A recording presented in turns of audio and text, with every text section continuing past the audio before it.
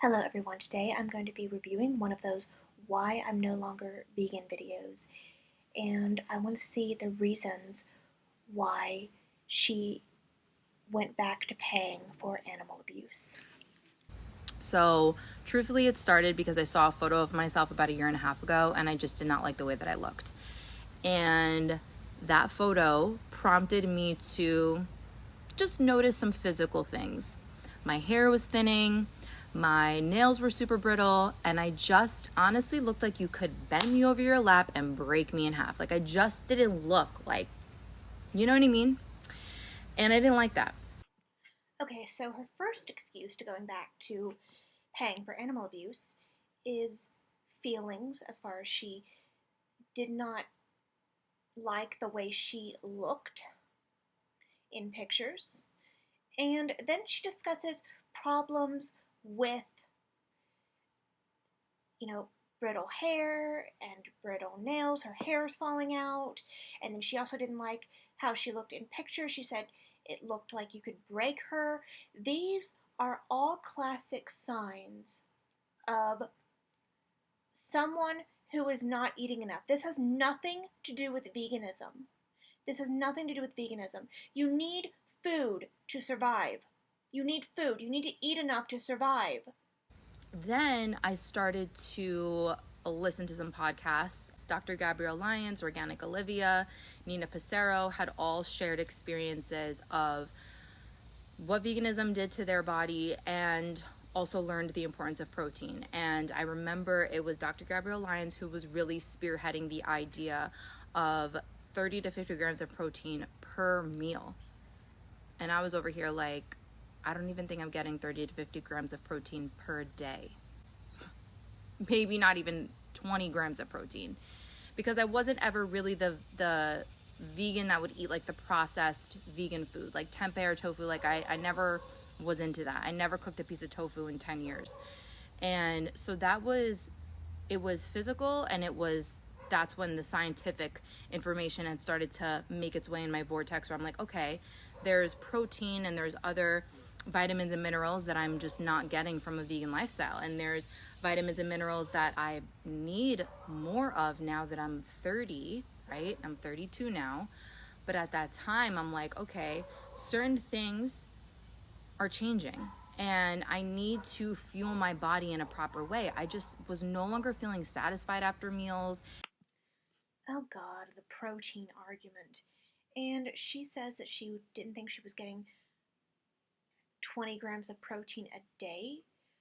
I get over 20 grams of protein in my breakfast smoothie every day. And what was she eating to not get enough protein? And the answer is she wasn't eating enough. And this is another plant-based poser that was probably a raw plant-based eater who did not eat enough and is now going back to paying for animal abuse. And now we're going to see about the magical sea life and the chicken periods that she's going to be eating. And these are usually gateway victims for these plant-based dieters. And I decided to take the plunge, and I first started with oysters and mussels because I felt like before I had become vegan, oysters and mussels were like my favorite seafood to eat, and I just felt like they were considered a superfood. And I remember like eating my first oyster and like reading the benefits of oysters as I was like about to, enjoy my first oyster. And I kid you not, the first time I had an oyster, I felt my brain come back together. I felt like completely lifted. What does that even mean? Like, she says that her brain came back together. Was your brain sawed in half while it was still in your head? Like, and then she says, I felt lifted. Did those oysters, was there something on the oysters? Did they give you like a high? Like, what does that mean? I feel more energized. I feel satisfied. I feel lit up. I feel like I can process information better. I feel more engaged and more. I didn't realize how lethargic and foggy I had felt for the better half of the last few years. Not so much in my early 20s when I first become vegan, but definitely in the last few years, like I didn't realize just how low and foggy I had been feeling. Then as I started to incorporate more fish and play around a little bit more, I started to notice my hair was changing, my nail health was changing, my skin health was changing, and overall energy levels, overall performance at the gym, the way that my body was responding. I just felt so much better and way more satisfied after meals, to the point where I was like, oh, okay. So you ate something with an adequate amount of calories and you suddenly feel better? That has nothing to do with veganism. That has to do with not eating enough calories. You can get enough calories on a vegan diet. The Academy of Nutrition and Dietetics has said that a properly planned vegan diet is suitable for all stages of life, and the key word there is properly planned. And I haven't had any meat yet. I probably will never have dairy, but whitefish, eggs, we can only do hard boiled. Salmon does not agree with me. For the better half of the last 6 to 8 months, eating consistently the way that I have been, I'm not gonna hold you, I feel 1,000 times better. Okay, so she's contradicting herself there. She says that she hasn't eaten any meat yet, but then she mentions different kinds of fish and mussels that she's eating, which is meat. It was once an animal. It's flesh from an animal that wanted to live. And then she's also talking about eating eggs some more. And so amazing. She finally got adequate calories, and now she's doing great. She could have gotten adequate calories on a vegan diet.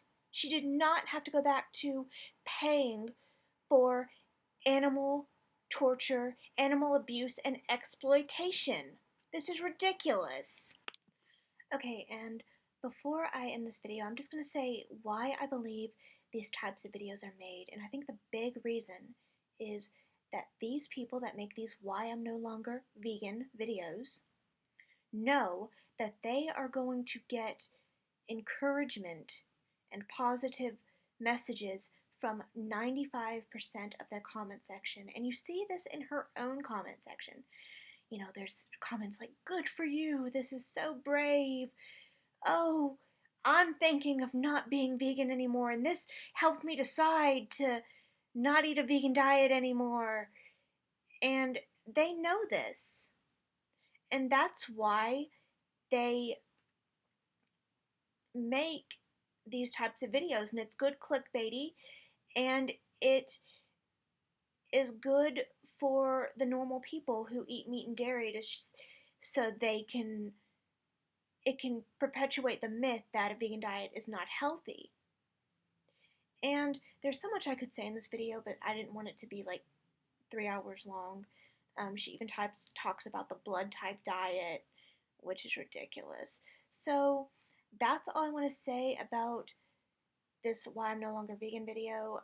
I do want to make more, but I'm afraid it will be too negative. So I'm going to make some more positive content about, you know, what I eat in a day, so you can see what people eat as a healthy vegan, and maybe talk about some of my favorite vegan YouTubers and some favorite vegan documentaries that I love. So I will see you all in the next video. Bye, guys.